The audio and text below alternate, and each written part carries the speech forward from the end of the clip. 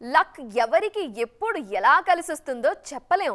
అదృష్టం తలుపు తట్టినప్పుడే తీయాలి, లేదంటే అట్నుంచి అటే అది వెళ్ళిపోతుంది. తాజాగా ఇద్దరు హీరోయిన్ల విషయంలో ఇదే జరుగుతోంది. 10 ఏళ్లుగా ఇండస్ట్రీలో ఉన్న వాళ్ళకి లక్ కలిసి రాలేదు, కానీ ఒక్క సినిమాతో నేషనల్ క్రష్ అయిపోయారు.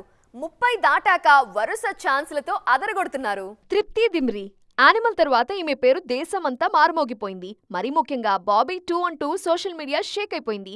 యానిమల్లో కనిపించింది కాసేపే అయినా రష్మిక కంటే ఎక్కువ పాపులర్ అయిపోయారు తృప్తి. 7 ఏళ్లుగా ఇండస్ట్రీలో ఉన్నా రాని క్రేజ్ యానిమల్తో వచ్చేసింది బ్యూటీకి. 30 ఏళ్ల వయసులో స్టార్ అయిపోయారు తృప్తి.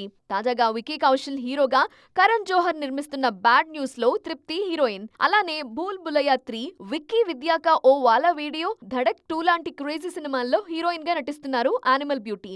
ఇక మృణాల్ ఠాకూర్ కూడా అంతే. 30 దాటాకే ఈమెకు లక్ కలిసొచ్చింది. 10 ఏళ్లుగా సినిమాలు చేస్తున్నారా అని గుర్తింపు సీతారామంతో అందుకున్నారు మృణాల్. సీతారామం తరువాత తెలుగుతో పాటు హిందీలోనూ ఈమెకు అవకాశాలు పెరిగాయి.